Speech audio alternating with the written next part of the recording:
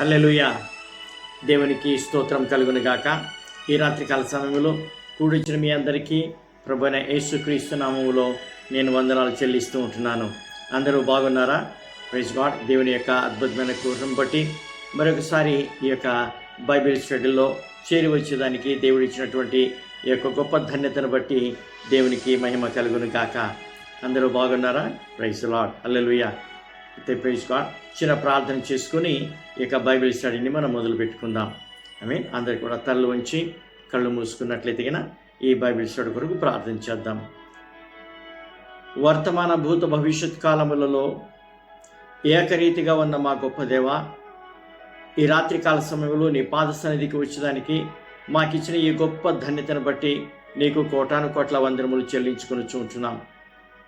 ఈ రాత్రికాల సమయంలో ఈ బైబిల్ స్టడీలో ఆది నుండి అంతవరకు నీ ఆధిపత్యములో నీ మహిమార్థమై జరిగించుకొనిమని నీ దాసుని మీ శ్రోసాటన మరుగుపరుచుకొని లార్డ్, నోటికి నోరై ఉండి నా ప్రభా, తోడై ఉండి నా తండ్రి, వాక్యము సిద్ధపరచబడి దున్నబడి సిద్ధపరచబడినటువంటి హృదయములో నాటబడి 100 రెట్లుగా ఫలించే భాగ్యమును మీరు దయచేయమని, ఎలాంటి డిస్టర్బెన్స్ కానీ ఎలాంటి డిస్ట్రాక్షన్స్ లేకుండా లార్డ్ ఈ యొక్క స్ట్రీమింగ్ జరుగుటకు మీరు సహాయం చేయమని, ఆది నుండి అంతవరకు నీ ఆధిపత్యంలో నడిపించుకొని వీక్షిస్తున్న ప్రతి బిడ్డను కూడా పేరు పెన్న దీవించి ఆశీర్వదించమని, అన్ని విధాలుగా మీరు ఆదుకుంటారని మా ప్రభువును ప్రియ రక్షకుడైనటువంటి యేసుక్రీస్తు అతి శ్రేష్టమైన నామములో ప్రార్థించి వేడుకొనుచున్నాను మా తండ్రి.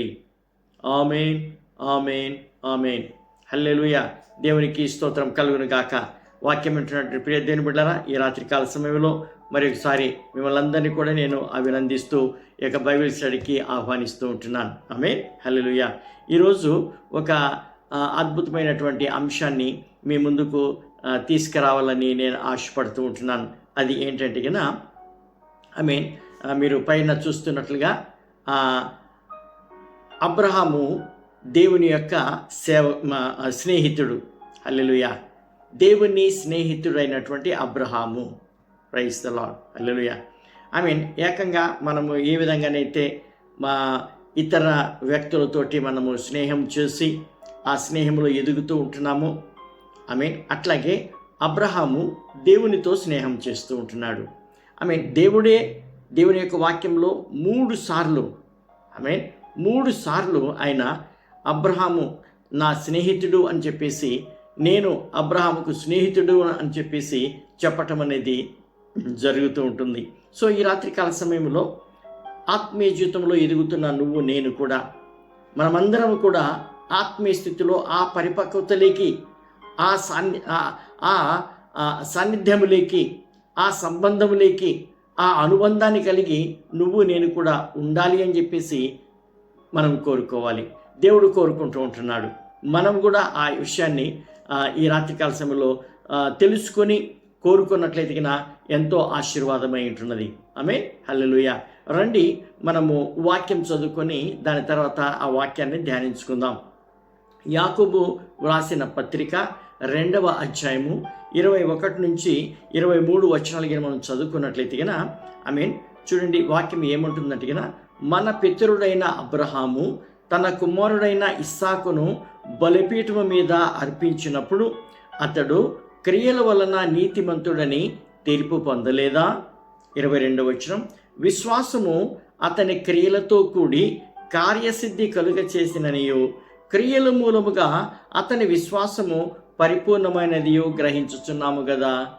23వ వచనం, కాబట్టి అబ్రహాము దేవుని నమ్మెను, అది అతనికి నీతిగా ఎంచబడెను అను లేఖనము నెరవేర్చబడెను, మరియు దేవుని స్నేహితుడని అతనికి పేరు కలిగెను. Oh glory to Jesus. హల్లెలూయా. అబ్రహాము దేవునికి స్నేహితుడు అని చెప్పేసి ఆయనకు పేరు వచ్చింది అని చెప్పేసి వాక్యంలో మనం చదువుతుంటున్నాం. ఈ రాత్రికాల సమయంలో ఆ స్నేహంలో ఎదిగేదానికి, లేకపోతే ఆ స్నేహం సంపాదించుకునేదానికి అబ్రహాం ఏం చేసి ఉంటాడు? అబ్రహాం ఏం చేసి ఈరోజు దేవుని స్నేహితుడయ్యాడు అని కొన్ని విషయాలు ఈరోజు వాక్యము యొక్క వెలుగులో మనమందరం కూడా ధ్యానించాలని చెప్పేసి నేను కోరుతూ ఉంటున్నాను. అబ్రహాము దేవుని స్నేహితుడని ఎందుకు పిలువబడ్డాడు? దీనిని యాకోబు భక్తుడు ఈ విధంగా వ్రాస్తూ ఉంటున్నాడు. 21వ వచనంలో ఏమంటున్నాడంటే కనుక యాకోబు 2:21 మన పితరుడైన అబ్రహాము తన కుమారుడైన ఇస్సాకును బలిపీఠము మీద అర్పించినప్పుడు అతడు క్రియల మూలముగా నీతిమంతుడని తీర్పు పొందలేదా? అబ్రహాము తన కుమారుడైన ఇస్సాకును బలిపీఠం మీద ఇచ్చేదానికి సిద్ధమై ఉంటున్నాడు. హల్లెలూయా. అందుకని దేవుడు అతన్ని ఏం చేస్తున్నాడు? అతన్ని చేసినటువంటి ఆ నీతిమత్వమైనటువంటి క్రియలను బట్టి నీతిమంతుడుగా పరిగణిస్తూ ఉంటున్నాడు. అందును బట్టి దేవుడు అబ్రహాము స్నేహితుడు అని చెప్పేసి పిలుస్తున్నాడు అని చెప్పేసి యాకోబు చెప్తున్నాడు. సింపుల్గా చెప్పాలంటే కనుక అబ్రహాము దేవుడు స్నేహితుడు ఎందుకయ్యాడు అంటే కనుక తన కుమారుడైన ఇస్సాకును బలిపీఠం మీద పెట్టడం ద్వారా తన నీతి క్రియలు కనపరిచినందున ఈరోజు దేవుడు అబ్రహామును తన స్నేహితుడిగా పిలుస్తూ ఉంటున్నాడు. సరే, అలాంటప్పుడు మనము దేవుని స్నేహితులుగా మారాలంటే అబ్రహాములాగా మన కుమారులను ఇవ్వాలా? అంతే కదా ప్రశ్న. ఈరోజు చాలామంది ఈ యొక్క ప్రశ్నలు అడుగుతూ ఉంటున్నారు. మేము దేవునికి స్నేహితులుగా అవ్వాలి అనుకున్నట్లయితే మేము కూడా మా కుమారులను కుమార్తెలను బలిగా ఇవ్వాలా? అందుకనే దేవుడు అబ్రహామును స్నేహితుడిగా పిలిచాడా? హల్లెలూయా. దేవునిగా స్నేహితులుగా మనకి మారాలి అనుకున్నట్లయితే మనం కూడా అబ్రహాములాగా మన కుమారులను అర్పించాలా అని క్రైస్తవేతరులు అడుగుతూ ఉంటే క్రైస్తవుల యొక్క మనసులలో ఒక ఆలోచన అనేది మెదులుతూ ఉంటుంది. హల్లెలూయా. అయితే అబ్రహాము దేవునికి స్నేహితుడుగా మారాడు అని చెప్ప ఈ వాక్య భాగములో ఒక అద్భుతమైనటువంటి సూత్రము మన జీవితాలకు ఒక గొప్ప ఆనవాలుగా ఉంది, సవాలుగా ఉంది. దీనిని బట్టి అబ్రహాము సాధించి ఉంటున్నాడు. మన జీవితంలో కూడా ఇది మనము సాధించి ఒక గొప్ప ఆధిక్యతను మనము పొందుకోవాలని కూడా మనము చూస్తూ ఉంటున్నాము. దేవునికి స్తోత్రం. అబ్రహాము అనేకమైన గొప్ప విషయాలు అబ్రహాం యొక్క జీవితంలో గొప్ప గొప్ప ఆధిక్యతలు మనము చూస్తూ ఉంటున్నాం. ఏంటి ఆధిక్యతలు అంటే యూదులకు మూలపురుషుడు, పితామహుడు. హల్లెలూయా. అతన్ని ఇశ్రాయేలీయుల జనాంగానికి తండ్రిగా ఆయన పిలువబడుతూ ఉంటున్నాడు. హల్లెలూయా. విశ్వాసులకు తండ్రిగా ఆయన పిలువబడుతూ ఉంటున్నాడు. ఒక గొప్ప యుద్ధ వీరుడుగా ఆయన మనకు కనబడుతూ ఉంటున్నాడు. ఒక గొప్ప ధైర్యవంతుడిగా ఆయన మనకు కనబడుతూ ఉంటున్నాడు. అంత మాత్రమే కాదు కానీ ఆయన గొప్ప ఐశ్వర్యవంతుడు. హల్లెలూయా, ప్రైజ్ గాడ్ అని చెప్పేసి ఇలా నేను చెప్పుకుంటూ పోతే అబ్రహాముకు చాలా ఆధిక్యతలు ఉన్నాయి. హల్లెలూయా. ఉదాహరణకి కానీ మన గొప్ప ఆధిక్యత అంటే ఇప్పుడు యూదులు మా తండ్రి అబ్రహాము అంటారు. ప్రపంచంలో ముస్లింలందరూ కూడా, ఇస్లాం మతాన్ని అవలంబించే వాళ్ళందరూ కూడా అబ్రహాము మా తండ్రి అని అంటారు. ఇప్పుడు క్రైస్తవులు కూడా, ప్రపంచంలో ఉన్న క్రైస్తవులందరూ కూడా అబ్రహాము మా ఆత్మీయమైన తండ్రి అని చెప్పేసి, ఆత్మీయమైన కుమారులు మేము అని చెప్పేసి క్రైస్తవులు చెప్పుకుంటున్నారు. ఇప్పుడు యూదులు, ముస్లింలు, క్రైస్తవులు ప్రపంచ జనాభాలో 3 భాగాలు అబ్రహాం యొక్క సంతానం అయి ఉంటున్నారు. ఎంత గొప్ప ధన్యత, ఎంత గొప్ప భాగ్యము అబ్రహాంకు దేవుడు ఇచ్చాడు మనం చూస్తూ ఉంటున్నాము. హల్లెలూయా. యుద్ధ వీరుడుగా కూడా అబ్రహాము యుద్ధము చేసినట్లుగా మనము చూస్తూ ఉంటున్నాము. ఆదికాండము 14వ అధ్యాయంలో కానీ మనం చదువుకున్నట్లయితే కన్నా 5 రాజులను ఎదిరించి, అంటే దాని అర్థం ఏంటి అక్కడ కానీ ఆలోచన చేసినట్లయితే కన్నా తన ఇంట అలవరచబడినటువంటి 318 మంది సేవకులను తీసుకొని పోయి యుద్ధం చేసి పట్టబడినటువంటి లోతు కుటుంబాన్ని విడుదల చేసుకొని ఆయన తీసుకొని వస్తూ ఉంటున్నాడు. దేవునికి స్తోత్రం కలుగును గాక. ఇది కూడా అబ్రహాములో ఉన్న ఒక గొప్ప లక్షణము దేవునికి నచ్చింది. హల్లెలూయా. అన్నిటికంటే ఉత్తమమైనది మనం ఏం చూస్తున్నామంటే అతడు దేవునికి స్నేహితుడిగా మారటం అనేది గొప్ప ఆధిక్యత అని చెప్పేసి మనం చూస్తుంటున్నాము. అలాంటిది ధన్యత ఆయన పొందుకొని ఉంటున్నాడు. దేవునికి స్తోత్రం. ఇది పరిశుద్ధ గ్రంథంలోనే ఒక అత్యంతమైనటువంటి ధన్యకరమైనటువంటి పేరులో ఒకటై ఉంటున్నది, దేవుని స్నేహితుడు అని పిలువబడటం. దావీదు విషయంలో అతడు నా హృదయానుసారుడైనటువంటి మనుషుడు అని అంటాడు. మోషే విషయంలో నా ఇంటంతట్లో కూడా సాత్వికుడు అని చెప్పేసి ఆయన చెప్తూ ఉంటున్నాడు. దానియేలు విషయంలో బహుప్రియుడు అని చెప్పేసి ఆయన చెప్తూ ఉంటున్నాడు. యేసు ప్రభుల విషయంలో ఇదిగో నా ప్రియ కుమారుడు, నేను ఆయన యందు ఆనందిస్తున్నాను అని చెప్పేసి దేవుడు చెప్పగలుగుతుంటున్నాడు. అట్లాగే అబ్రహాము విషయంలో దేవుడు ఏమంటున్నాడు అంటే కన్నా, ఈయన నా స్నేహితుడు అని చెప్పేసి ఒక గొప్ప టైటిల్ అబ్రహాంకు ఇచ్చినట్లుగా యాకోబు భక్తుడు 2వ అధ్యాయము 23వ వచనంలో ఆయన మనకు బయలుపరుస్తూ ఉంటున్నాడు. Hallelujah, praise God. దేవుని బిడ్డలారా, దాని తర్వాత దేవుడు ఎవరైనా కానీ స్నేహం చేశాడా అని అంటే మనం ఎవరిని చూస్తున్నాం అంటే మోషేను మనం చూస్తూ ఉంటున్నాం. Praise the Lord. ఆ ధన్యత, ఆ ఆధిక్యత మోషే మాత్రమే తర్వాత పొందుకొని ఉంటున్నాడు. మనము నిర్గమకాండము 33వ అధ్యాయము 11వ వచనం కానీ మనం చదువుకున్నట్లయితే ఆ తర్వాత మోషే కూడా మనుష్యుడు తన స్నేహితుడితో మాట్లాడినట్లు ముఖాముఖిగా మాట్లాడాడు అని చెప్పేసి మనం చూస్తున్నాం. 33:11 నిర్గమకాండం ఏముంటుంది? మనుష్యుడు తన స్నేహితునితో మాట్లాడినట్లు యెహోవా మోషేతో ముఖాముఖిగా మాట్లాడుచుండెను. Praise the Lord. హల్లెలూయా, దేవునికి స్తోత్రం. ఇది ఎంతో గొప్ప ధన్యత. మోషే తర్వాత ఎవరికైనా సంతరించిందా అంటే అది మోషే అని చెప్పేసి మనం చెప్పాలి. హల్లెలూయా, ప్రైజ్ గాడ్. దేవుని బిడ్డలారా, ఇక్కడికి మనం గమనించినట్లయితే అబ్రహాముకు దేవుని స్నేహితుడు అని గొప్ప పేరు మాత్రమే బైబిల్లో అది మాత్రమే కాదు, కానీ ప్రైజ్ గాడ్ కేవలం అబ్రహాముకు మాత్రమే సూచించబడింది అని చెప్పేసి కాదు, కానీ భూలోకంలో ఇంత గొప్ప పేరు సంపాదించిన మొదటివాడు అబ్రహాం అయి ఉంటున్నాడు. హల్లెలూయా. హానోకు 300 సంవత్సరాలు దేవుడితో నడిచాడు, కానీ నా స్నేహితుడని దేవుడు చెప్పలేకపోయాడు. కానీ ఈరోజు అబ్రహాంతో దేవుడు నా స్నేహితుడు అని చెప్పేసి ఆయన చెప్తూ ఉంటున్నాడు. Praise the Lord. Hallelujah, praise God. దేవుని బిడ్డలుగా ఉన్న మనమందరం కూడా దేవునికి స్నేహితులు కాలేరు.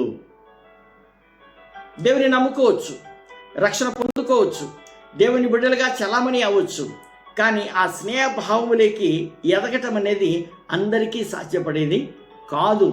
స్నేహం అంటే కేవలము సన్నిహితంగా పరిచయం చేసుకోవటం కంటే కూడా ప్రైజ్ గాడ్ లోతైన భావము ఇందులో మనకు కనబడుతూ ఉంటుంది.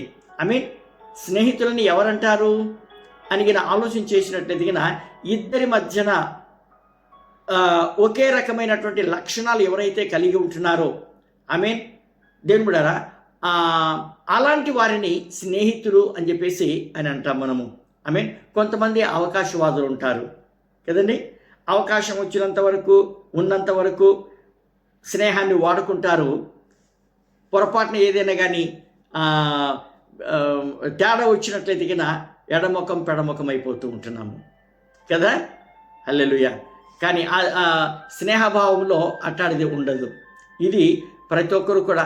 అందుకనే ఈ రోజులలో స్నేహంలో మనం ఎక్కువగా ఉండలేకపోతూ ఉంటున్నాం, కంటిన్యూ చేయలేకపోతూ ఉంటున్నాం, కొనసాగించలేకపోతుంటున్నాం.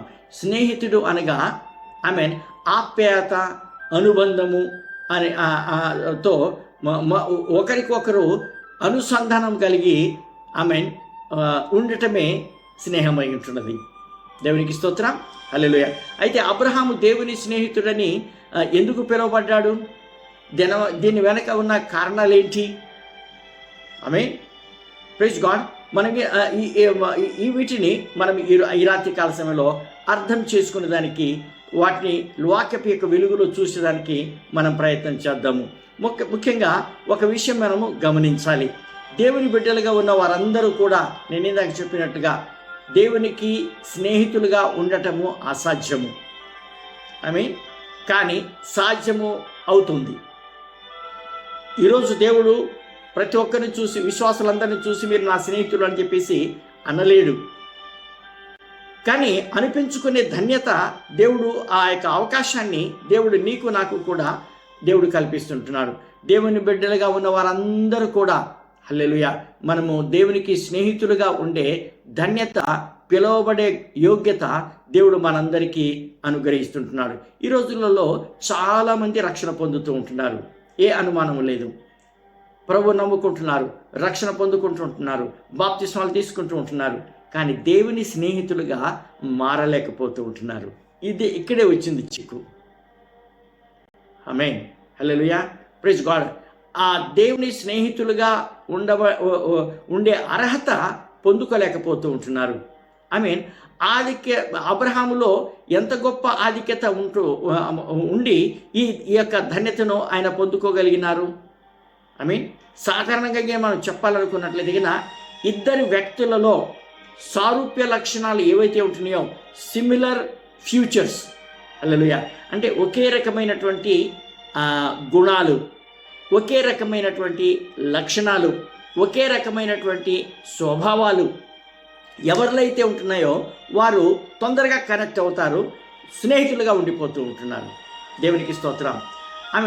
అలాగా ఉన్నటువంటి వ్యక్తుల మధ్యలో స్నేహభావం ఏర్పడి వారు స్నేహితులుగా ఏర్పడేదానికి అవకాశము ఉంటుంది. హల్లెలూయా. అయితే ఇప్పుడు దేవుడు, అబ్రహాము వీళ్ళిద్దరూ కూడా స్నేహంగా ఉండేదానికి వారిలో ఉన్న లక్షణాలు ఏంటి మరి కదా? ఎవరి దగ్గర అయితే ఇద్దరిలో సారూప్య లక్షణాలు ఉన్నాయో వాళ్ళు కనెక్ట్ అయ్యేదానికి అవకాశం ఉంది. కానీ ఈ రాత్రి కాల సమయంలో అబ్రహాము దేవుడు కనెక్ట్ అయ్యేదానికి వారిలో ఉన్న సారూప్య లక్షణాలు ఏంటి అని కొన్ని ఈరోజు నేను మీ ముందు పెట్టాలని నేను ఆశపడుతూ ఉంటున్నాను. ఆమేన్, హల్లెలూయా, ప్రైజ్ గాడ్. మొట్టమొదటిగా అబ్రహాములో మనం ఏం చూస్తున్నామంటే దేవుని ఆజ్ఞను పాటించడానికి అబ్రహాము తన ఏకైక కుమారుణ్ణి ఇష్టపూర్వకంగా బలి అర్పించాడు. Oh glory to Jesus. స్నేహితులు ఏదైనా కానీ అడిగినప్పుడు కాదు అనకుండా, లేదు అనకుండా ఇచ్చేస్తారు వెంటనే. హల్లెలూయా. అది స్నేహంలో ఉన్నటువంటి గొప్పతనం. ఆమె పంచుకోవటం, ఒకరినొకరు పంచుకోవటం అయి ఉంటున్నది. దేవుడు ఒకరోజు అబ్రహామును నువ్వు ఒక్కగాడైనటువంటి నీ కుమారుణ్ణి, నువ్వు ఎక్కువగా ప్రేమించే ఆ కుమారుణ్ణి నాకు బలి ఇవ్వమని అంటిగిన, హల్లెలూయా, ప్రైజ్ గాడ్. అబ్రహాము పరిగెత్తుకుంటూ ఇష్మాయేలును బలి ఇవ్వలేదు. కానీ లేకపోతే ఇది నువ్వేనా మాట్లాడేది, ఇది సైతాను స్వరమా, నన్ను ప్రార్థన చేయని అని చెప్పేసి రెండో ఆలోచన ఆయనకు రాలేదు. లేకపోతే సారమ్మను పర్మిషన్ అడుగుదామా అని ఎలాంటి సాకులు ఆయన చెప్పలేదు. Praise Lord. దేవుడు అడిగాడు, స్నేహితుడు అడిగాడు, ఈ స్నేహితుడు సిద్ధపడుతూ ఉంటున్నాడు. బస్ అంతే. హల్లెలూయా. అట్లాగా వీళ్ళిద్దరికి ఈ సంబంధం ఏర్పడేదానికి కారణం ఏంటంటే తన ఆజ్ఞను నిలబెట్టుకునే దానికి దేవుడు తన ఏకైక కుమారుణ్ణి కూడా ఇష్టపూర్వకంగా సిలువలో బలియాగం చేస్తూ ఉంటున్నాడు. హల్లెలూయా. దేవుడు చేయకుండా తన దాసులను ఏది కూడా అడగడు. దేవుడు చేసి చూపించి ఇది మీరు ఇవ్వదగా చేయండి అని చెప్పేసి దేవుడు మన దేవుడు అయి ఉంటున్నాడు. దేవుడరా, దేవుడు అబ్రహామును తన కుమారుని ఇవ్వమన్నప్పుడు దేవుడు తన కుమారుడైనటువంటి యేసుక్రీస్తును సిలువలో బలియాగం చేసేదానికి మానవుల కొరకు ఆయన ముందుగానే సిద్ధపడ్డాడు. ఇద్దరి లక్షణాలు ఒకటైనాయా? ఇద్దరు కలిసిపోయారు కదా, ఇద్దరి గుణాలు ఒకటైనాయి కదా. అబ్రహాము కుమారుని ఇచ్చేదానికి ఇష్టపడ్డాడు, తండ్రి కూడా కుమారుణ్ణి సిలువలో బలి ఇచ్చేదానికి ఆయన ఇష్టపడుతూ ఉంటున్నాడు. ఇది మొదటిది, సారూప్య లక్షణం అంటారు దీన్ని. రెండవ సారూప్య లక్షణం ఏంటి అని అంటే అబ్రహామును ఇస్సాకు మోరియా పర్వతంపై ఉన్న ఒక కొండకి తీసుకువెళ్ళేసి అక్కడ బలిపీఠాన్ని కడుతూ ఉంటున్నాడు. ఇస్సాకును అక్కడికి ఒక తండ్రిగా ఆయన నడిపిస్తూ ఉంటున్నాడు. ఆ రోజులలో ఈ మోరియా పర్వతాన్ని దేవాలయ పర్వతం అని కూడా పిలుస్తూ ఉండేవారు. అట్లాగే తండ్రి అయినటువంటి దేవుడు ఈరోజు ఏం చేస్తున్నాడు అంటే కుమారుడైనటువంటి యేసుక్రీస్తును కల్వరి కొండ మీదకి ఎక్కిస్తూ ఉంటున్నాడు సిలువతో. ఓ గ్లోరీ టు జీసస్, హల్లెలూయా. కనుక ఈ రాత్రికాల సమయంలో ప్రియ దేవుని బిడ్డ, వాక్యం ఉంటున్నటువంటి మన జీవితంలో కూడా హల్లెలూయా మనము దేవుని యొక్క స్నేహితులుగా మారాలి అనుకున్నట్లయితే ఈ సారూప్య లక్షణాలు మనలో దేవునిలో కనబడాలి. అప్పుడే మనము కనెక్ట్ అవ్వగలుగుతూ ఉంటున్నాము. ఆమేన్, హల్లెలూయా. అందుకని యేసు ప్రభు ఏమంటాడో తెలుసునండి. యోహాను సువార్త 8వ అధ్యాయము 28వ వచనంలో, కావున యేసు, మీరు మనుష్య కుమారుని పైకెత్తినప్పుడు నేనే ఆయననని నా అంతట నేనే ఏమీ చేయక తండ్రి నాకు నేర్పినట్టు ఈ సంగతులను మాట్లాడుచున్నానని మీరు గ్రహింపవలెను. ఓ గ్లోరీ టు జీసస్, హల్లెలూయా. ఇది రెండవ సారూప్య లక్షణము అబ్రహాములోను దేవునిలోను ఉన్నట్లుగా మనం చూస్తూ ఉంటున్నాము. మూడవది ఏంటి అని ఆలోచన చేసినట్లయితే అబ్రహాము స్వయంగా తన కుమారుడైన ఇస్సాకును బంధించి హల్లెలూయా బలిపీఠం మీద పెడుతూ ఉంటున్నాడు. హల్లెలూయా. తండ్రి అయినటువంటి దేవుడు కూడా తన కుమారుడైనటువంటి యేసుక్రీస్తును స్వయంగా సిలువకు అప్పగించాడు అని చెప్పేసి లేఖనం మనకు బయలుపరుస్తూ ఉంటుంది. చూడండి, యెషయా గ్రంథము 53వ అధ్యాయము 10వ వచనం మనం చదువుకున్నట్లయితే, అతన్ని నలుగగొట్టుటకు యెహోవాకు ఇష్టమాయను, ఆయన అతనికి వ్యాధి కలుగ చేసెను అని చెప్పేసి మనం చూస్తూ ఉంటున్నాము. దేవునికి స్తోత్రం.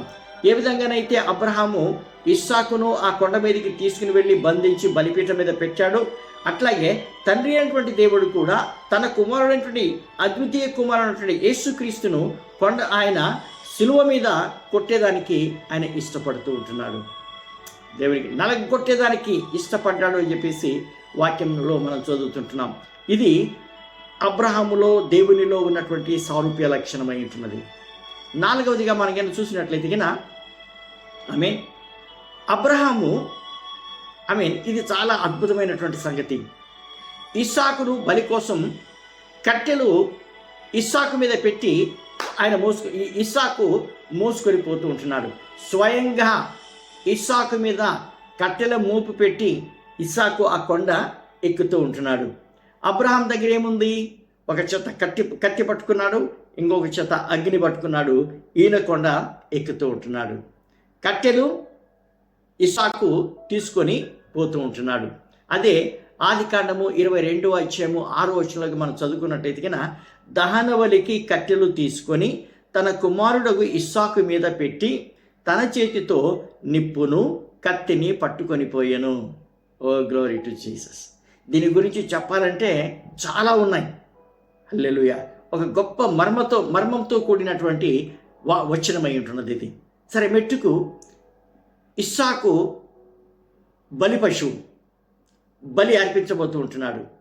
ఆయననే ఈ కట్టెలు మోసుకొని పోతూ ఉంటాయి. ఈ కట్టెలతోనే అక్కడ బలిపీఠము కట్టాలి. హల్లెలూయా. అట్లాగే మనం చూసినట్లయితే యెషయా భక్తుడు ఏమంటాడు యేసు ప్రభు విషయంలో? యెషయా 53:6లో, యెహోవా మన అందరి దోషమును అతని మీద పెట్టెను. Praise the lord. ఏ విధంగానైతే ఇస్సాకు కట్టెలు మోసుకొని కొండ మీదకి ఎక్కాడో, అట్లాగే యేసు ప్రభుల వారు సిలువను మోసుకొని ఆయన కల్వరి కొండ ఎక్కుతూ ఉంటున్నాడు.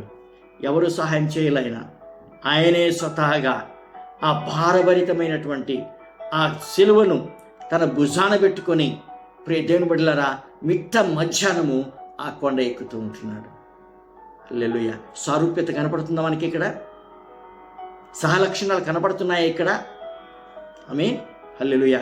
అట్లాగే ఐదవదిగా మనం గమనించినట్లయితే ఇస్సాకు తండ్రి అయినటువంటి అబ్రహాముతో ఏమంటున్నాడు? నాన్న, కట్టెలు ఉన్నాయి, అగ్ని ఉంది, కత్తి ఉంది, అన్ని బాగానే ఉన్నాయి, మరి బలి పశువు అక్కడ? హల్లెలూయా. బలి పశువు ఎక్కడ అని ఆ చిన్న మనసు తండ్రి అయినటువంటి అబ్రహామును అడుగుతూ ఉంటున్నాడు. ఆ ప్రశ్నకు సమాధానంగా మనం ఏం చూస్తున్నామటికినా అబ్రహాము చెప్పలేదు, కానీ మనసులో ఏమనుకొని ఉంటాడు తెలిసిన? నాన్న, బలి పశువు నువ్వే అని ఆయన మనసులో చెప్పుకొని ఉంటున్నాడు. హల్లెలూయా. Praise God. ఎందుకు అని అడిగినా, అక్కడికి వెళ్ళిన తర్వాత, కొండ ఎక్కిన తర్వాత, ఎక్కడైతే దేవుడు బలిపీఠం కట్టి ఇవ్వమన్నాడో ఆ స్థలంలోకి చేరిన తర్వాత రాళ్ళన్నీ పేర్చి, కట్టెలన్నీ పేర్చి, ప్రైజ్ గాడ్, ఇస్సాకు యొక్క కాళ్ళు చేతులు కట్టి ఆ బలిపీఠం మీద అబ్రహాము పండబెడుతూ ఉంటున్నాడు. అప్పుడు ఇస్సాకు దాగుడు మూతలు ఆడలేదు, పరిగెత్తడానికి ప్రయత్నం చేయాల, తప్పించుకునే దానికి ప్రయత్నం చేయాల, పారిపోయేదానికి ప్రయత్నం చేయాల.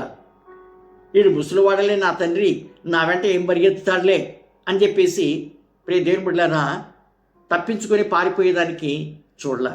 నన్ను చంపుతావా, నిన్నే చంపుతాను చూడు అని చెప్పేసి ఆ బలిపీఠం రాయి తీసుకొని అబ్రహామును కొట్టల. హల్లెలూయా. బంధిస్తుంటే చేతులు ఇచ్చాడు, బంధిస్తుంటే కాళ్ళు ఇచ్చాడు. అబ్రహాము ఇస్సాకును బంధించి బలిపీఠం మీద ఉన్న ఆ యొక్క కట్టెల మీద, ఆ కర్రల మీద ఆయనను ఉంచటం ద్వారా, హల్లెలూయా, ప్రైజ్ గాడ్, అబ్రహాము దేవునికి స్నేహితుడు, దేవునికి భయపడుతున్నాడని, దేవుడు అడిగింది, తన స్నేహితుడు అడిగింది వెనుదీయకుండా అది ఏదైనా కానీ ఇచ్చేదానికి సిద్ధంగా ఉన్నాడు, ఒక మంచి స్నేహితుడిగా ఇచ్చేదానికి సిద్ధంగా ఉన్నాడని నిర్దేశించాడు. హల్లెలూయా. చూడండి, అబ్రహాము ఈ విషయంలో వాక్యం ఏముంటుందంటే కదా, ఆదికాండము 22:9 మనం చదువుకున్నట్లయితే, అలాగూ వారిద్దరూ కూడా వెళ్ళి దేవుడు అతనితో చెప్పిన చోటికి వచ్చినప్పుడు అబ్రహాము అక్కడ బలిపీఠమును కట్టి, కట్టెలు చక్కగా పేర్చి, తన కుమారుడు ఇస్సాకును బంధించి ఆ బలిపీఠం మీద ఉన్న కట్టెల మీద ఉంచెను. Praise the lord. ఇక్కడ గమనించవలసిన విషయం ఏంటంటే కన్నా, ఇస్సాకు మౌనం వహిస్తూ ఉంటున్నాడు, కేకలు వేయలా, పరిగెత్తడానికి ప్రయత్నించాలా, విడిపించుకునే దానికి ప్రయత్నించాలా. చేతులు ఇచ్చాడు, కాళ్ళు ఇచ్చాడు, బంధించబడి ఉంటున్నాడు. Praise the Lord. హల్లెలూయా.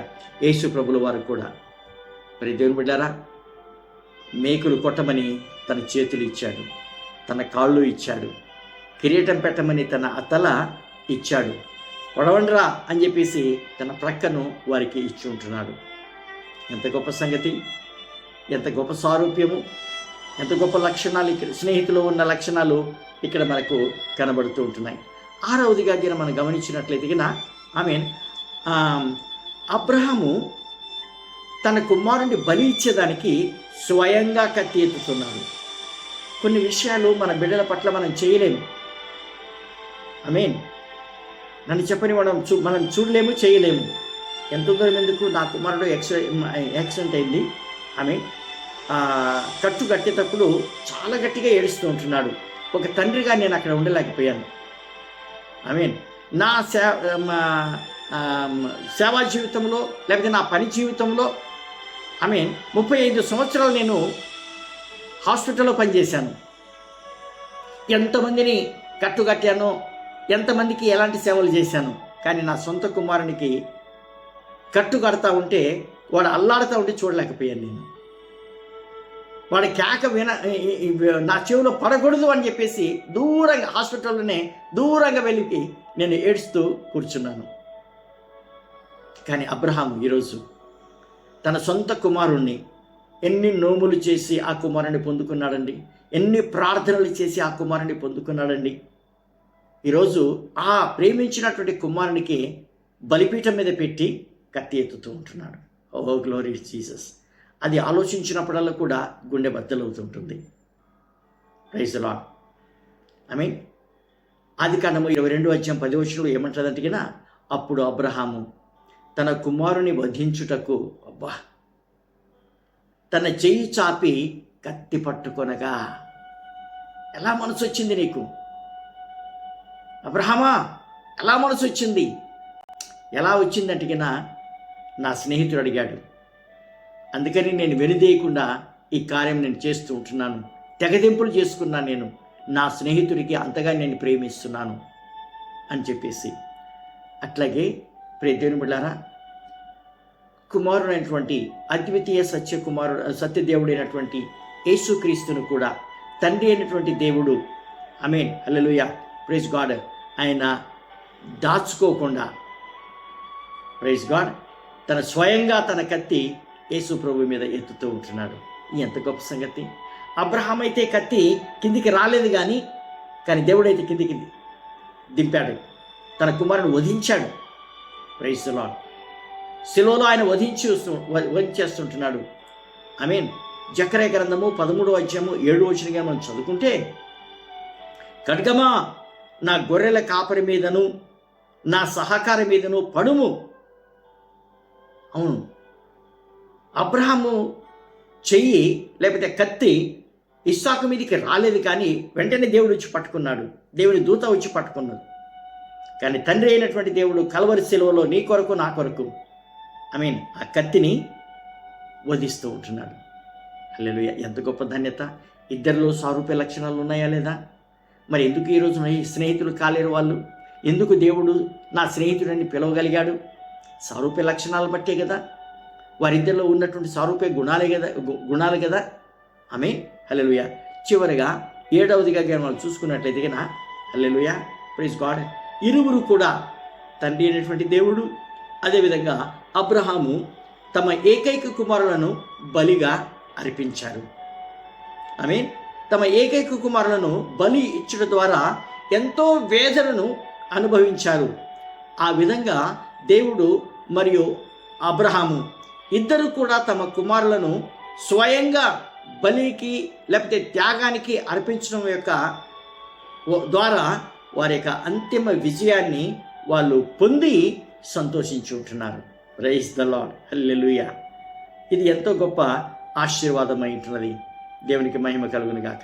సరే, ఆ రోజు మోరియా కొండ మీద దేవుని యొక్క దూత వచ్చి, అబ్రహామా, ఇంకా చాలు, నువ్వు నాకు భయపడుతున్నావని ఇప్పుడు నాకు తెలిసింది అని ఆ దిగబోతున్నటువంటి కత్తిని దేవుడు పట్టుకున్నాడు. Praise God. అయితే తర్వాత జరిగింది ఏంటి అని మనం చూస్తే, ఇస్సాకుకు బదులుగా యేసుక్రీస్తుకు సాదృశ్యమైనటువంటి ఒక పొట్టేలును ఒక పొదలో ఇరుకబడి ఉండటం అబ్రహాముకు దేవుడు చూపిస్తూ ఉంటున్నాడు. ఆ పొదలో ఇరుక్కున్నటువంటి, ఆ ముండ్ల కంపలో ఇరుక్కున్నటువంటి, కొమ్ములతో ఇరుక్కున్నటువంటి ఆ పొట్టేలును తీసుకొచ్చి ఇస్సాకు పండుకున్నటువంటి ఆ యొక్క బలిపీఠం మీదనే దానిని అర్పించు అని చెప్పేసి దేవుడు ఆయనకు చెప్తూ ఉంటున్నాడు. హల్లెలూయా! ఈ యొక్క పొట్టేలు యేసు ప్రభువుకు సాదృశ్యంగా ఉంటుంది. అందుకనే బాప్తిస్మిచ్చే యోహాను యేసు ప్రభువును ఆ రోజులలో ఉన్నటువంటి ఆ యూదులకు పరిచయం చేస్తూ, ఇదిగో లోక పాపమును మోసుకొని పోవు దేవుని గొర్రెపిల్ల అని చెప్పేసి కేకలు వేసి ఆయనను పరిచయం చేస్తూ ఉంటున్నాడు. Praise the Lord. హల్లెలూయా! ప్రియ దేవుని బిడ్డలారా, దేవుడు తన కుమారుని ఇవ్వడం అనే ఈ అంతిమ త్యాగాన్ని అబ్రహాము స్వీకరించాడు. ఈ భాగస్వామ్యంలోనే వారి అనుభవము, పరస్పర స్నేహభావము మరింత గాఢమైపోయింది. హల్లెలూయా! ఈ రాత్రికాల సమయంలో స్నేహితులు అని పిలువబడుతున్న మనలో ప్రైజ్ గాడ్, ఎంతవరకు నీ స్నేహితులను నువ్వు ప్రేమిస్తూ ఉంటున్నావు? ఎంతవరకు నువ్వు త్యాగం చేయగలుగుతూ ఉంటున్నావు? ఒక్కసారి మనము పరీక్షించుకోవాలని చెప్పేసి నేను కోరుతూ ఉంటున్నాను. హల్లెలూయా! Praise God. దేవుడు మరియు అబ్రహాము విధేయత మరి ప్రేమ వారిద్దరిలో కూడా పరస్పరంగా సంఘీభావాన్ని కనుపరుస్తూ అన్నిటినీ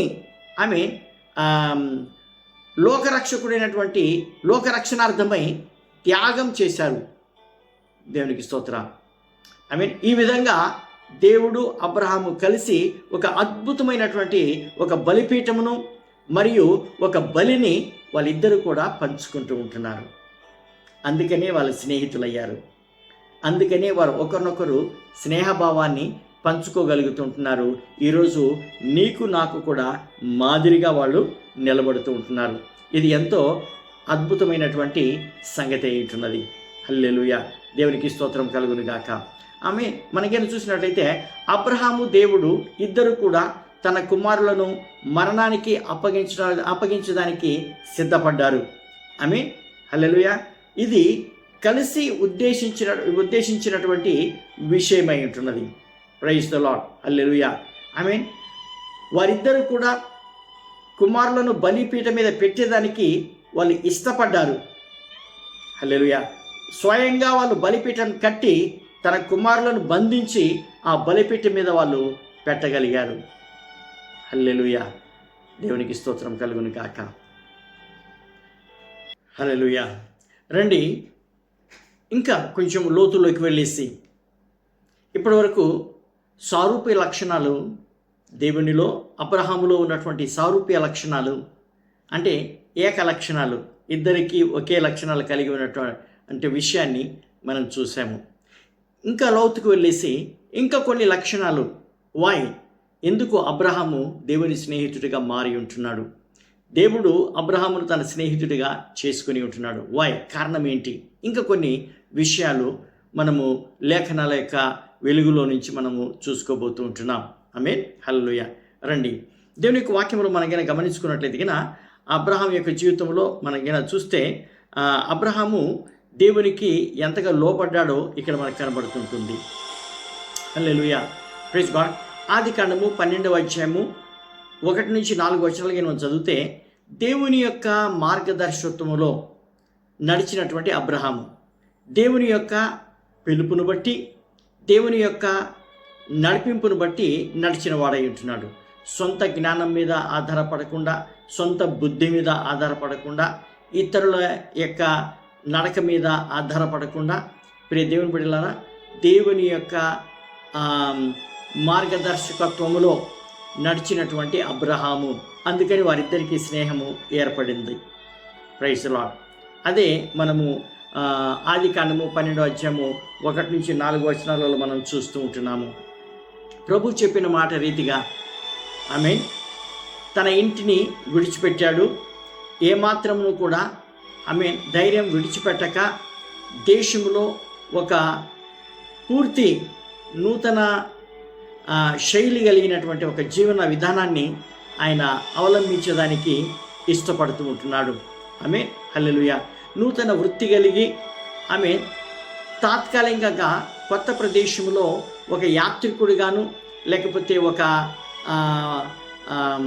పరదేశిగాను ఆయన జీవించినట్లుగా మనం చూస్తూ ప్రైజ్ గాడ్ దేవుని యొక్క దర్శకత్వంలోనే ఆయన ముందుకు సాగుతూ ఉంటున్నట్లుగా మనం చూస్తూ ఉంటున్నాము. అబ్రహాము ఎక్కడికి వెళ్తాడో హల్లెలూయా అబ్రహాముకే తెలియదు. అయినా కానీ అడుగులు ముందుకు వేస్తూ ఆయన ముందుకు వెళ్తున్నాడు. ఎక్కడికి వెళ్ళాలో తెలియదు. దేవుడు రమ్మన్నాడు, బయలుదేరాడు, అంతే. బస్ అదే అబ్సల్యూట్ సరెండర్ అని అంటారు దాన్ని. హల్లెలూయా. ఇటువంటి పిలుపు అబ్రహాము మన అందరికీ మాదిరిగా ఆయన ఉంటున్నాడు. ఈ సత్యాన్ని మనమందరం కూడా ప్రతి ఒక్కరు కూడా అవలంబించాలి అని చెప్పేసి దేవుడు కోరుతూ ఉంటున్నాడు. 4వ వచనంలో మనం చూసినట్లయితే కనుక ఆమేన్ దేవుడు చెప్పిన ప్రకారము అబ్రహాము వెళ్ళెను అని వాక్యంలో ఉంటుంది. ఆదికాండము 12వ అధ్యాయం 4వ వచనంలో దేవుడు తనకు చెప్పిన ప్రకారంగా అబ్రహాము వెళ్ళెను అని ఉంటుంది. Praise God. యెహోవా తనతో చెప్పిన ప్రకారము అబ్రహాము వెళ్ళెను. ఈ విధంగా ఏ ప్రదేశానికి వెళ్ళాలో కూడా తెలియకుండా సమస్తాన్ని విడిచిపెట్టి బయలుదేరడం అనేది అసలు నిజంగా ఊహకు అందదు. భద్రత విషయంలో కూడిన కానీ ప్రైజ్ గాడ్ ఏ విషయంలోనైనా కానీ ఇది మన ఊహకు అందని కార్యం అని చెప్పేసి మనం తెలుసుకోవాలి. అబ్రహాము ప్రైజ్ గాడ్ అప్పటి వరకు అనుభవిస్తున్నటువంటి ప్రతి భద్రత, హల్లెలూయా, ప్రతి ఆశీర్వాదము, ప్రతి సంబంధము, ప్రతి స్నేహము, ప్రతి తన యొక్క ఉనికి ఏదైతే ఉంటుందో అవన్నీ సమస్తాన్ని కూడా ఒక్క క్షణంలోనే, ఒక్క రోజులోనే ఆయన వదిలిపెట్టి ప్రైజ్ గాడ్ హల్లెలూయా ఆయన తెలియని కానని ప్రదేశానికి ఆయన సుదీర్ఘమైనటువంటి ప్రయాణం చేస్తూ దూరదేశంకు ఆయన వెళ్తూ ఉంటున్నాడు. ఎక్కడికి వెళ్ళాలో తెలియకనే ఆయన వెళ్తూ ఉన్నాడు. ఈ లక్షణము అబ్రహామును దేవునికి స్నేహితుడిగా మార్చింది. హల్లెలూయా. అబ్సల్యూట్ సరెండర్ అని అంటారు దీన్ని. అంటే ఎలాంటి షరతులు లేకుండా విధేయత చూపించటము దేవునికి అబ్రహామును స్నేహితుడిగా చేసింది. రెండవదిగా లోబడినటువంటి అబ్రహాము. నేను నీకు చూపించు దేశమునకు వెళ్ళము అని దేవుడు చెప్పాడు. అంతే, చాలు. Praise god. దాంతో అబ్రహాము ఆదికాండం 12:1 యెహోవా నీవు లేచి నీ దేశము నుండి, నీ బంధువుల యొద్ద నుండి, నీ యొక్క తండ్రి ఇంటి నుండి బయలుదేరి నేను నీకు చూపించు దేశమునకు వెళ్ళము అని చెప్పగానే హల్లెలూయా, దేవునికి ఎలాంటి షరతులు పెట్టకుండా, ఎలాంటి నియమాలు అడగకుండా ఉన్నది ఉన్నట్టుగానే ఆయన విధేయత చూపిస్తూ ఉంటున్నాడు. హల్లెలూయా. అబ్రహాము ఒక్క మాట కూడా దేవునికి ఎదురు చెప్పకుండా, సాకులు చెప్పకుండా, హల్లెలూయా, ఈ లక్షణమే ఆ స్నేహభావం యొక్క లక్షణమే అబ్రహాము స్నేహితునిగా చేసింది. అందుకనే హెబ్రీయులకు రాసిన పత్రిక 11:8 ఏమంటుందంటే కదా, అబ్రహాము పిలువబడినప్పుడు విశ్వాసమును బట్టి ఆ పిలుపునకు లోబడి తాను స్వాస్థ్యముగా పొందనై ఉన్న ప్రదేశమునకు బయలు వెళ్ళెను, మరియు ఎక్కడికి వెళ్ళవలెనో అది ఎరుగకయే బయలు వెళ్ళెను. ఎంత అద్భుతమైనటువంటి మాటలు. హల్లెలూయా. అబ్రహాము దేవుణ్ణి ఎంత మాత్రము ఎదురు ప్రశ్నించలేదు. నేడు మన జీవితాలలో కూడా పిలుపుకు లోబడే విషయంలో మనం ఎక్కడ ఉన్నాం, మనల్ని మనం ప్రశ్నించుకోవాలి. హల్లెలూయా. అబ్రహాములాగా మనము విధేయులుగా ఉంటున్నామా? ఒకసారి ఆలోచించండి. చాలామంది మిషనరీ జీవితాలు కానీ మనం చదివినట్లయితే కనుక, వాళ్ళ బయోగ్రఫీ కానీ చదివినట్లయితే కనుక, ప్రియదేవుని బిడ్డలారా, మరి ముఖ్యంగా ఇండియా దేశానికి వచ్చినటువంటి మిషనరీస్ అమెరికా నుంచి కానీ, జర్మనీ నుంచి కానీ, లండన్ నుంచి కానీ, ఇంకా యూరోప్ దేశాల నుంచి వచ్చిన వాళ్ళందరూ కూడా అక్కడ ఉన్నటువంటి సుఖ సౌకర్యాలు, భోగభాగ్యాలన్నీ కూడా బలి చేసి, త్యాగం చేసి ఈ అంధకారములో కొట్టుమిట్టాడుతున్నటువంటి ఈ ఇండియా దేశానికి వాళ్ళు వచ్చి ఉంటున్నారు. అందుకని ఈరోజు మనం ఎంతో ధన్యులమై ఉంటున్నాము. ఆ సువార్త యొక్క వెలుగు మన జీవితాలలో వెలిగించబడి ఉంటుంది. ప్రశ్నించాల దేవుని యొక్క నడిపింపును బట్టి వాళ్ళు వచ్చేసారు, అంతే. Praise the lord. నేను ట్రైనింగ్ చేస్తున్నటువంటి దినాలలో అది మిషన్ హాస్పిటల్ అయి ఉంటుంది, క్రిస్టియన్ హాస్పిటల్ అయి ఉంటున్నది. మా దగ్గరికి అమెరికా నుంచి ఎప్పుడు కూడా మిషనరీస్ వస్తూ ఉండేవాళ్ళు. ఒక యవ్వన అబ్బాయి వచ్చాడు అమెరికా నుంచి. మేము అడిగాము, అందరం కూడా స్నేహితులుగా కలిసి తిరుగుతూ ఉండేవాళ్ళము.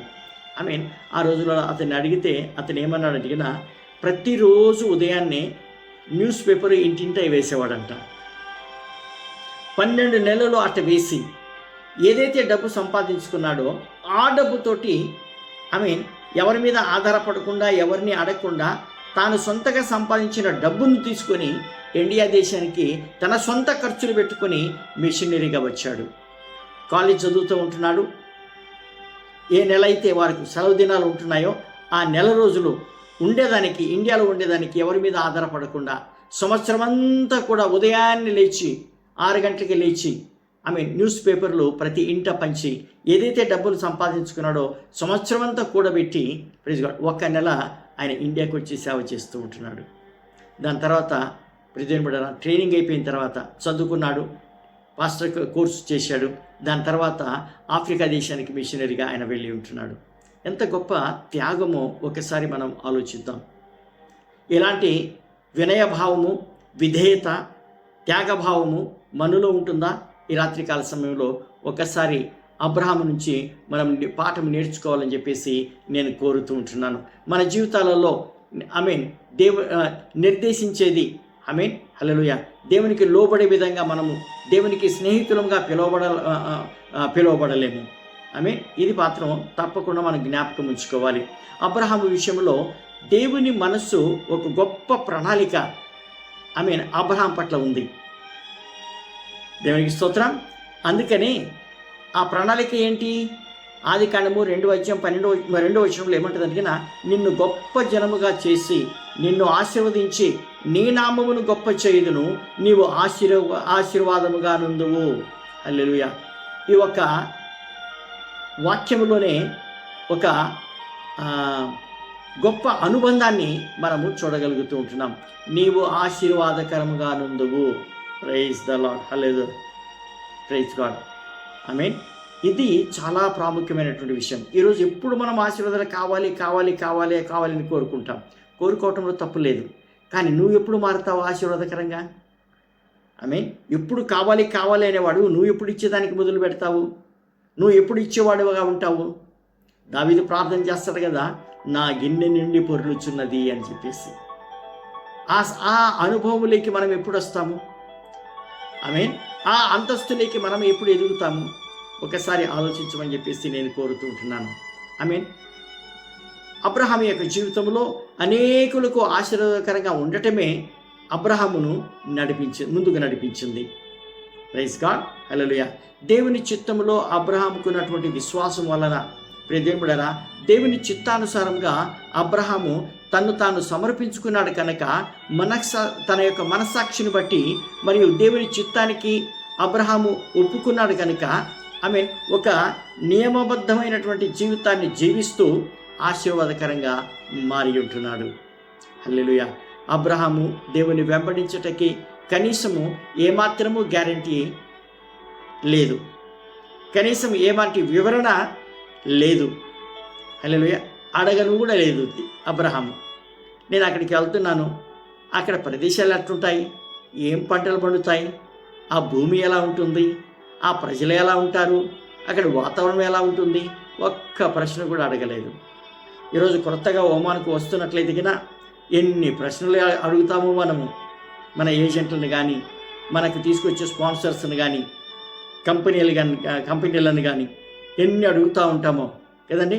అబ్రహాం ఒక్క ప్రశ్న కూడా వేయలేదు. దేవుడు చెప్పాడు, విధేయత చూపించాడు, అంతే. హల్లెలూయా. కనుక ఈ రాత్రికాల సమయంలో స్నేహితుల మధ్య ఉన్న సంబంధము ఆ విధంగా ఉంటుంది.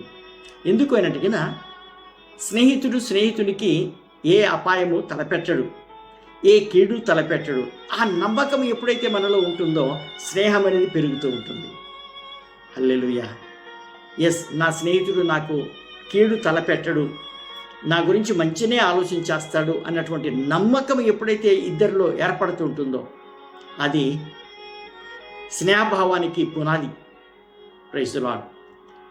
మూడవది, దేవుని బిడ్డలారా, దేవునికి అబ్రహాముకు మధ్యన ఆ స్నేహభావాన్ని పెంచేది ఏంటి అని అంటే, అబ్రహాం యుద్ధం చేసి తిరిగి వస్తుంటున్న సమయంలో సొదొమ రాజులు కలిసేదానికి వస్తారు. సొదొమ రాజు ధనాన్ని నువ్వు ఉంచుకోను అని చెప్పేసి ఆయన చెప్తూ ఉంటున్నాడు. హల్లెలూయా. ఇక్కడికైనా గమనించినట్లయితే కన్నా దేవుని స్నేహము ఎక్కువగా కోరుకున్నాడు, కానీ సొదొమ రాజు యొక్క స్నేహాన్ని అబ్రహాము కోరుకోలేదు. ఎంత గొప్ప సంగతి! అబ్రహాము ఉత్తరాన ఉన్నటువంటి 5 రాజులను ఓడించాడు. సొదొమ రాజు ఆయనను మెచ్చుకొని షభాష్ అని చెప్పేసి, నీ ధనమంతా దోచుకుని వచ్చిన ధనమంతా నువ్వు ఉంచుకో, నాకేం అక్కర్లేదు అని చెప్పేసి స్నేహాన్ని ఆయన పెంచుకునే దానికి ప్రయత్నం చేశాడు. కానీ అబ్రహాం దానికి ఒప్పుకోకుండా, ప్రైజ్ గాడ్, నీ ధనము నువ్వు తీసుకో, నాకు నూలు పోగు కూడా వద్దు, రేపు నువ్వు అనకూడదు నేనే అబ్రహామును ఐశ్వర్యవంతుడిగా చేశానని చెప్పేసి ఆ నెపము ఆ నింద నాకు వద్దు. ఇదిగో నా చేతుల్లో నేను ఆకాశానికి భూమికి సృష్టికర్త అయినటువంటి ఆ దేవుని వైపు నా చేతులు ఎత్తి ఉంటున్నాను, నీది నాకు అక్కర్లేదు అని చెప్పేసి ఆ స్నేహాన్ని కాళ్ళదన్నుతూ ఉంటున్నాడు.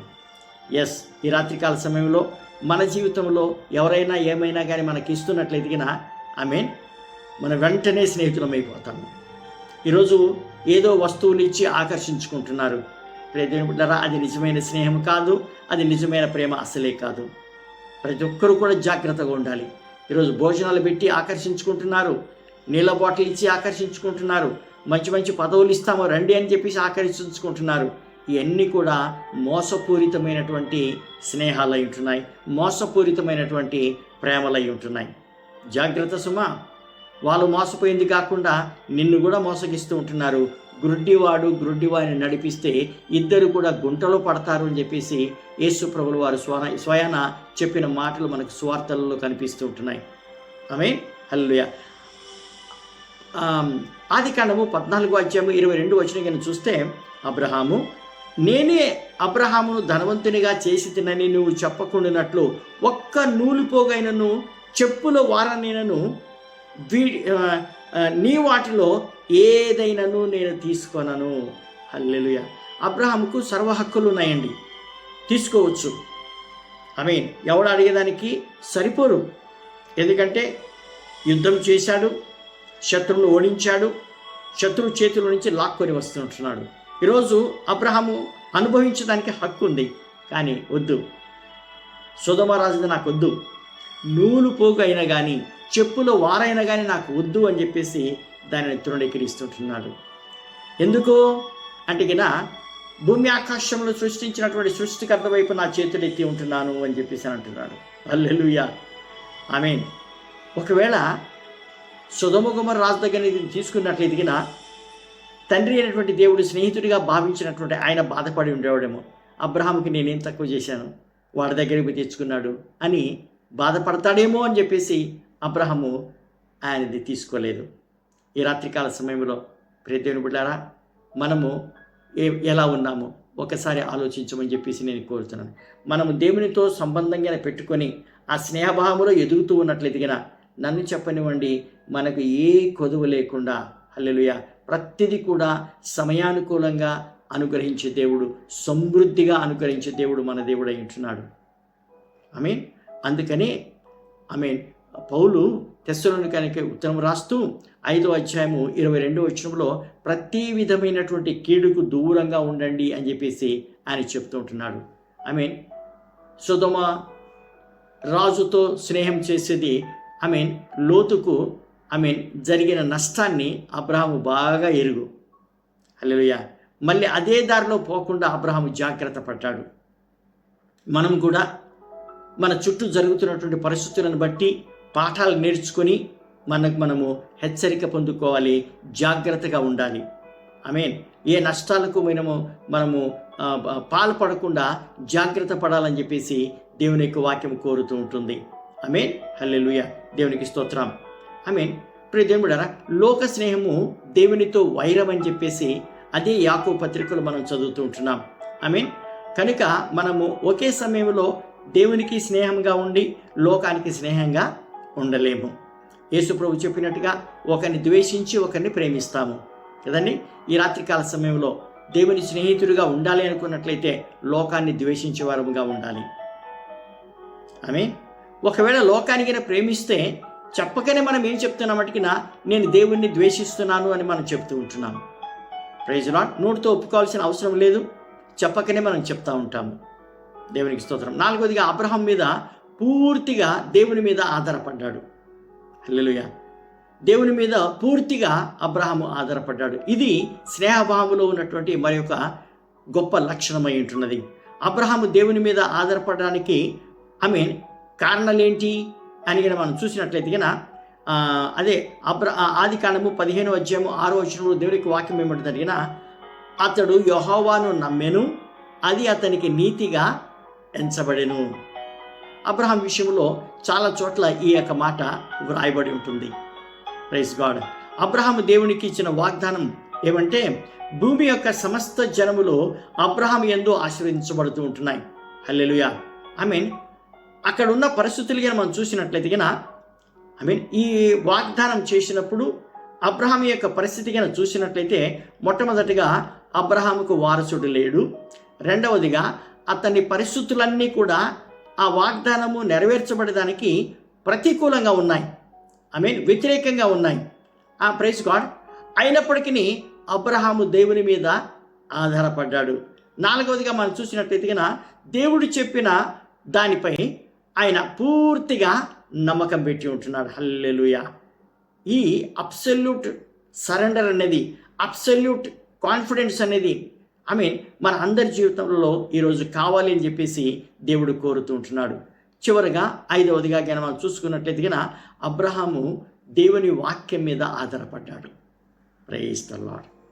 ఈ రాత్రికాల సమయంలో వాక్యం వింటున్న నువ్వు నేను కూడా దేవుని యొక్క వాక్యం మీద నువ్వు ఆధారపడి ఉండాలి. అందుకనే దేవుని స్నేహితుడిగా మారాడు. నిజమైన దేవుని బిడ్డలు ఎప్పుడైనా కానీ దేవుడిచ్చిన వాగ్దానాలు దేవుని యొక్క వాక్యం మీద ఆధారపడి ప్రైజ్ గాడ్ అబ్రహాం వలె రుజువులు తమ యొక్క పిలుపును సార్థకం చేసుకుంటారు. నిజమైన స్నేహితుడుగా మనం ఉండాలి అనుకున్నట్లయితే దేవుని యొక్క వాక్యం మీద, ఆయన ఇచ్చిన వాగ్దానముల మీద మనము నిలబడి ఉండాలి. Praise god. అలాంటి క్రైస్తవులుగా ఈరోజు కన్నా మారగలిగినట్లయితే కన్నా ఎంతో ఆశీర్వాదమై ఉంటున్నది. అందుకని వాక్యం ఏముంటుందో తెలుసునండి. రోమీయులకు రాసిన పత్రిక 4వ అధ్యాయం 20-21 వచనంలో నేను చదువుకుంటే, విశ్వాసం వలన దేవుని వాగ్దానములను గురించి సందేహింపక దేవుని మహిమపరిచి ఆయన వాగ్దానం చేసిన దానిని నెరవేర్చుటకు సమర్థుడని రూఢిగా విశ్వసించి విశ్వాసం వలన బలము నొందెను. అందుచేత అతనికి అది నీతిగా ఎంచబడెను. హల్లెలూయా, దేవునికి స్తోత్రం, ప్రైజ్ గాడ్, దేవునికి కనుక ఈ 5 విషయాల వలన మరలా అబ్రహాముకు దేవునికి మధ్యలో ఉన్నటువంటి స్నేహభావం అనేది ఇంకా మరి గట్టిగా బంధం అనేది ఏర్పడి ఉంటున్నది. ఈ రాత్రికాల సమయంలో అబ్రహాము దేవుని స్నేహితుడు. ఈరోజు నేను ఎవరమై ఉంటున్నాము? యోహాను సువార్త 15వ అధ్యాయంలో యేసు ప్రభుల వారి శిష్యుల వైపు చూసి, నేను మిమ్మల్ని దాసులని పిలవను, స్నేహితులు అని పిలుస్తూ ఉంటున్నాను అని చెప్పేసి వారికి చెప్పి ఉంటున్నాడు. ఎందుకు? చివరి క్షణం వరకు కూడా యేసు ప్రభువును వారు వెంబడించి ఉంటున్నారు. కష్టాలలో, నష్టాలలో, సుఖాలలో, వేదనలో, నిందల్లో, అవమానాలలో యేసు ప్రభువునే వెంటాడారు వాళ్ళు. సమస్తాన్ని, వారికున్న సమస్తాన్ని కూడా వదిలిపెట్టి యేసు ప్రభు వెంట వాళ్ళు తిరుగుతూ ఉంటున్నారు. ఈరోజు దాసులు కాదు, శిష్యులు కాదు, కుమారులు కాదు, నా స్నేహితులు అని చెప్పేసి ఆయన పిలుస్తూ ఉంటున్నాడు. ఈ రాత్రికాల సమయంలో వాక్యం ఉంటున్న ప్రియ దేవుని బిడ్డ, నిన్ను నన్ను కూడా స్నేహితులు అని పిలవాలని ఆయన కోరుతూ ఉంటున్నాడు. మనతో స్నేహం చేసుకోవాలని, స్నేహంతో ఉండాలని ఆయన కోరుతూ ఉంటున్నాడు. సమయం ఇద్దామా? ఆయన యొక్క వాక్యానికి అనుగుణంగా అబ్రహాములాగా మన యొక్క జీవితాలుగా మార్చుకోగలిగినట్లయితే, స్వభావాన్ని మార్చుకోగలిగినట్లయితే కన్నా, మన లక్షణాలు పెంచుకోగలిగినట్లయితే కన్నా స్నేహం అనేది ఏర్పడుతుంటుంది. అట్టి కృపా ధన్యత దేవుడు మన అందరికీ దయచేసి సహాయం చేయునుగాక. ఆమేన్, ఆమేన్, ఆమేన్. ప్రార్థన చేసుకుందాం. సర్వోన్నతుడు, సర్వశక్తిమంతుడు, సార్వభౌముడైనటువంటి మన ప్రియ ప్రభువును, మన రక్షకుడు యేసుక్రీస్తు అతి శ్రేష్టమైన ఉన్నతమైన పరిశుద్ధ నామములో నీ పాద సన్నిధికి వస్తున్న ప్రభా, అబ్రహాం యొక్క జీవితంలో నుంచి గొప్ప పాఠములు నేర్చుకునే దానికి ఈ రాత్రికాల సమయంలో మాకు ఇచ్చిన ఈ కృపను బట్టి నీకు కోటాను కోట్ల వందనములు చెల్లించుకుంటూ, అబ్రహాం వలె ఆ యొక్క గుణాలు, ఆ లక్షణాలు మేము కలిగిన వారమై నీతో నైనా స్నేహభావమును, స్నేహబంధమును పెంచుకునే కృపను మీరు దయచేసి రక్షణ పొందటం మాత్రమే కాదు కానీ ఆ రక్షణ ఎదుగుదలలో నీ స్నేహితులుగా మేము మార్చబడే కృపను మాకు ఆ ధన్యతను అనుగ్రహించమని కోరుతూ ఉంటున్నాను. ఈ రాత్రికాల సమయంలో వాక్యం వింటున్న ప్రతి బిడ్డను పేరు పేరున దీవించండి, ఆశీర్వదించండి. వారికి ఏ అక్కరలున్నా యేసు నామములో ఆర్థిక ఇబ్బందులు కానీ, ఆరోగ్య సమస్యలు కానీ, వాడు ఏమున్నప్పటికీ నా హల్లెలూయా, యేసు నామములో అబ్రహాము యొక్క అక్కర్లు తీర్చిన దేవా, అబ్రహాము దేవా, ఇస్సాకు దేవా, ఈ యాకోబు దేవా, మా జీవితాలలో కూడా సర్వములో సమృద్ధి కలిగి ఉండేదానికి కృప చూపించమని. Thank you lord God, hallelujah. Abraham జీవితంలో ఇంకా ఎక్కువగా ధ్యానించుకుంటున్నా ప్రభా, మేము బలపడే కృపను మాకు దయచేసి సహాయం చేస్తారని మమ్మల్ని మేము తగ్గించుకుంటూ మిమ్మల్ని హెచ్చిస్తూ మా కొరకు రాజుగా, రమ్యమైన దేవుడిగా రాబోతున్నటువంటి యేసుక్రీస్తు అతి శ్రేష్టమైన ఉన్నతమైన నామములో ప్రార్థించి వేడుకొనుచున్నాను మా తండ్రి. ఆమేన్, ఆమేన్. మన తండ్రి అయిన దేవుని యొక్క ప్రేమ, ప్రభువైన యేసుక్రీస్తు యొక్క కృప, పరిశుద్ధాత్మ యొక్క అన్యోన్య సహవాసము వాక్యం వింటున్న బిడ్డలకు, సకల పరిశుద్ధులకు ఇప్పుడు సదాకాలం తోడై నడిపించునుగాక. ఆమేన్, ఆమేన్, ఆమేన్. యేసు రక్తమే జయము, శిలువ రక్తమే జయము, ప్రభు యేసు రక్తమే సంపూర్ణ విజయము. అపవాది క్రియలకు అనంత నాశనం కలుగునుగాక. నీకే జయం. హల్లెలూయా, హల్లెలూయా. ఆమేన్, ఆమేన్, ఆమేన్. హల్లెలూయా. దేవుడు మీ అందరినీ దీవించి ఆశీర్వదించునుగాక.